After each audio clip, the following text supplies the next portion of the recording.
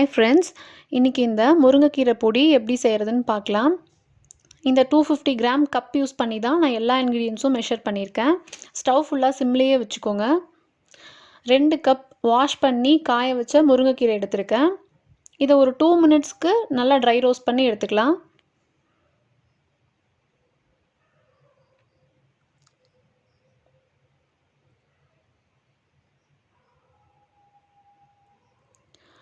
இப்போ இதை தனியாக எடுத்து வச்சிடலாம்.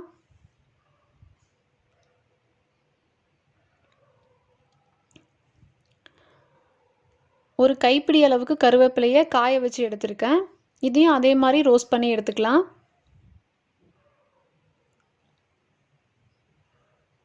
இந்த அளவுக்கு ரோஸ்ட் ஆனோன்னே தனியாக எடுத்து வச்சுருங்க. 1/4 கப் உளுந்து எடுத்திருக்கேன். இதை கலர் சேஞ்ச் ஆகிற வரை நல்லா ரோஸ்ட் பண்ணிக்கலாம். ஸ்டவ் சிம்லேயே வச்சுக்கோங்க. கலர் சேஞ்ச் ஆகிடுச்சு.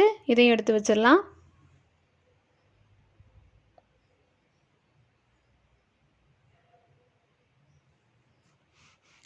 கால் கப் கடலைப்பருப்பு எடுத்திருக்கேன். இதையும் கலர் சேஞ்ச் ஆகிற வரை நல்லா ரோஸ்ட் பண்ணி எடுத்துக்கலாம்.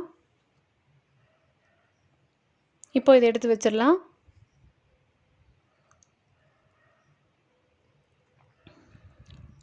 ஒரு 5 டீஸ்பூன் வெள்ளை எள்ளு எடுத்திருக்கேன். இது சீக்கிரமாக ரோஸ்ட் ஆயிரும். இப்போ இதை எடுத்து வச்சிடலாம்.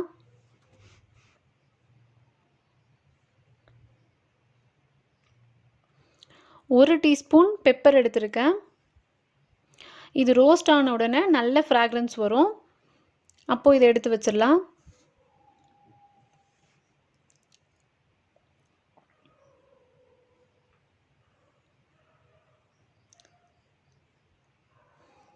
இப்போது ஒரு டீஸ்பூன் ஆயில் எடுத்திருக்கேன்.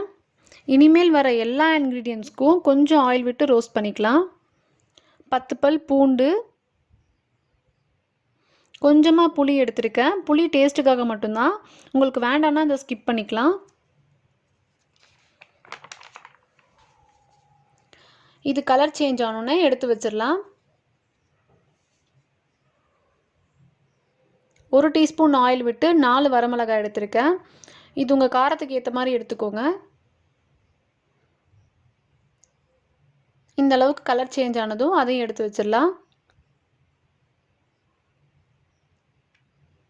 1 டீஸ்பூன் ஆயில். இதில் கட்டி பெருங்காயம் எடுத்திருக்கேன். உங்ககிட்ட பவுடர் பெருங்காயம் இருக்குன்னா பரவாயில்ல, அதையும் எடுத்துக்கலாம். அதை நீங்கள் ஆயில் இல்லாமல் ட்ரை ரோஸ்ட் பண்ணி எடுத்துக்கோங்க. இப்போது இதை எடுத்து வச்சிடலாம். இப்போ இது கம்ப்ளீட்டாக கூல் ஆனோன்னு தான் கிரைண்ட் பண்ணணும். இப்போது இதில் சால்ட் சேர்த்த வேண்டாம். சால்ட் சேர்த்து அரைச்சிங்கன்னா சரியாக கிரைண்ட் ஆகாது, ஒட்டிக்கும். மிக்சியில் ஒரு டைம் நல்லா லைட்டாக கிரைண்ட் பண்ணிவிட்டு அப்புறமா சால்ட் சேர்த்து நல்லா அரைச்சிக்கலாம். இப்போது இதில் சால்ட் சேர்த்துக்கலாம். ரொம்ப ஃபைனாக அரைக்காமல் கொஞ்சம் கொரன்னு அரைச்சிக்கலாம். இப்போது இது ரெடி ஆயிடுச்சு. இது இட்லி தோசை அது கூட நல்லெண்ணெய் சேர்த்து சாப்பிட்டிங்கன்னா ரொம்ப நல்லாயிருக்கும்.